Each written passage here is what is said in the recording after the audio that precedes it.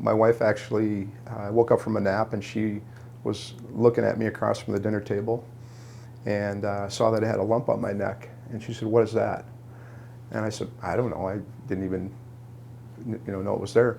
She said, if that's there on Monday, this was Saturday, you're going in to get looked at. So I went in on Monday. So Mr. McIntyre first came to us back last May, I believe, and he presented how a lot of patients present, which is that he had a painless swelling in his neck and just noticed it out of the blue, didn't really have any other symptoms.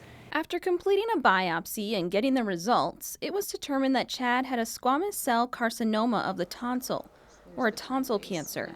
I'm 56 years old at the time, and I think cancer, that doesn't even make sense, but it was real. Dr. Kaufroth determined that chemotherapy and radiation would be his best treatment option. For him, he had a very large lymph node that was fairly fixed in place, and so for him, that suggests to me that he probably had some component of extranodal extension or that cancer eating a little bit outside of that lymph node into surrounding tissues.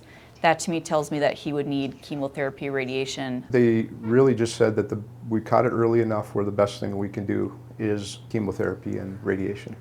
So we had 6 weeks of chemotherapy every Monday, and then Monday through Friday I had radiation treatments. I set a couple of goals. One of the goals was I'm going to drive myself every day, and had a lot of people lined up to help me drive, and I'm going to drive myself every day if I can. But I did drive every day, and that people were surprised at that, but it just gave me a little more confidence in the whole process. Throughout his treatment, Chad kept a positive attitude, and once completing his treatment, he was able to ring the bell. So when I went to ring the bell, I didn't want to ring the bell. I thought, I don't want to show off. I don't want to draw attention to myself. And my wife, my daughter, the nurses, everybody's talking me into it after chemo. I said, all right, I'll do it. So I went and did it. And then I looked around and realized that everybody was not only paying attention, but all the nurses were watching too. And after I rang the bell, I got a big round of applause.